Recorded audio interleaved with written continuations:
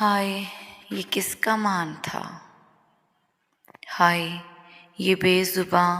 کس کی گود سے اجڑ گیا، جو لختے جگر تھا، مراد تھا، قرار تھا، اسے کفن کا تھان نہ مل سکا، رنج و الم کی داستاں، غرور جو گھر بھر کا تھا، باپ کا بازو تھا وہ، گھر کا کماؤ پوت تھا، اسے پانی میں دفن کیا، وہ جو گھر حسین خواب تھا، کسی سہاگن کا مان تھا، کب بے بسی اور آہ و بکا ہوا خبر نہیں، میرے ہاتھوں کی بند مٹھی کو بہا لے گیا، میرا شہر سکون سیلاب بہا کے لے گیا، گاؤں کا سبز تخت جبر